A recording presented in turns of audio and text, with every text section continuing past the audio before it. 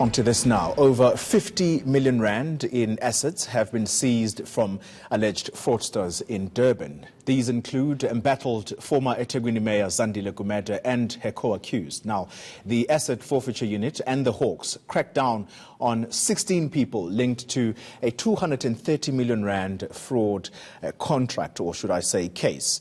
Elton Hart from the University of Johannesburg's Law Clinic, he is joining us now in studio to try and make sense for us as to why the asset forfeiture unit would swoop in the way that it has. So 16 people, we understand, were raided yesterday, and there's about 20 companies involved. It's a massive operation. At which point does the asset forfeiture unit decide that this is the time, and what precipitates the kind of action that they've implemented here? Once you look at the situation, because there's two types of forfeitures that can happen when the Hawks or the asset forfeiture unit would come in.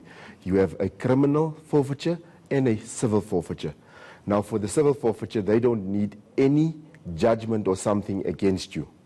They can just somehow link your activities to the proceeds of crime or ill-obtained contracts. In other words, it doesn't have to be linked to an ongoing criminal case against you. Yes. You can just act on the basis of what you are saying. Yeah, because they believe that these contracts that it's like roughly approximately 230 million rand.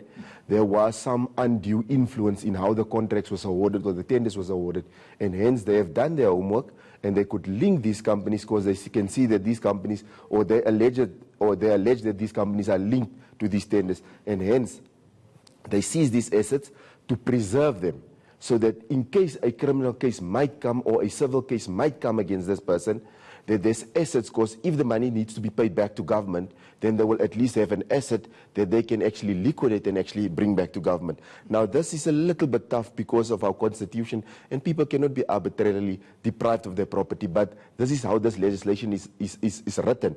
It's people call it POCA, Prevention of Organized Crime Act. So this act is somehow a little bit draconian in the fashion it is written, that the AFU can do this.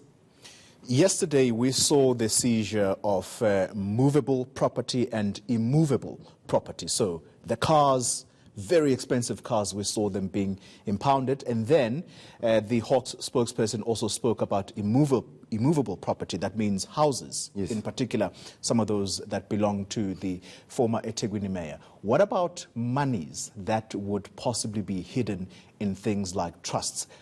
Does the asset forfeiture unit does it have the ability to go and access those funds and make sure that they are also held? The thing with the trust, it's a little bit difficult because that's how people used, or in the past, used trust to actually hide monies and stuff like that. Because with a trust, if I'm not the beneficiary of a trust, then technically, say, my children is the beneficiaries, then actually that money belongs to them. But if they can link that money, somehow they will have the gauge to actually go in there and get the money. But if I'm the direct beneficiary, then you must know that money is on the table for taking. And the thing is with the immovable property is like, they would not necessarily take the thing because it's affixed to the land, but they will give you a notice that you cannot dispense or sell this property until whatever investigation they are busy with are completed. So they serve a notice on you, and that notice is technically telling you your hands are tied, you can sit there, and they have now deprived you of something that's guaranteed in the Constitution. Your right of your ownership right to that property is somehow it's limited, and maybe soon we'll see again challenges to that piece of legislation. Elton, for the longest time in our country, we've heard politicians promising that they are going to implement what is now fashionably known as a lifestyle audit.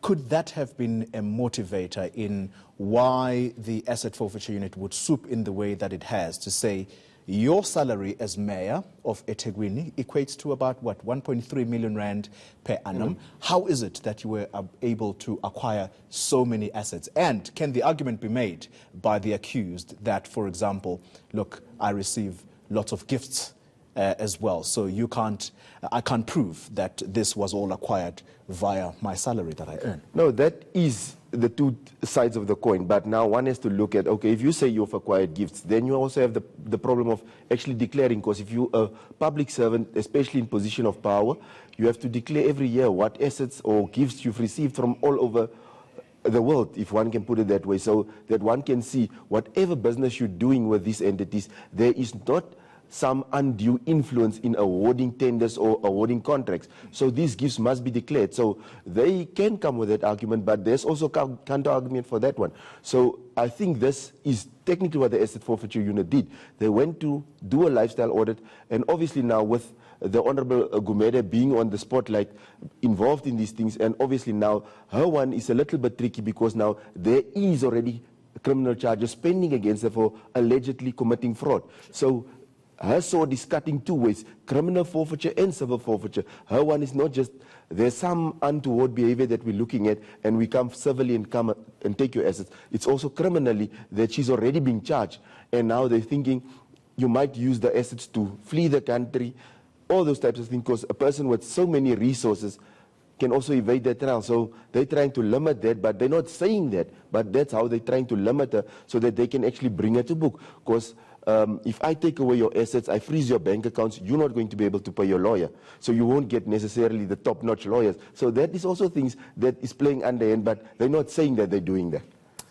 Elton Hart, thank you very much for explaining that to us so well. He is with the University of Johannesburg.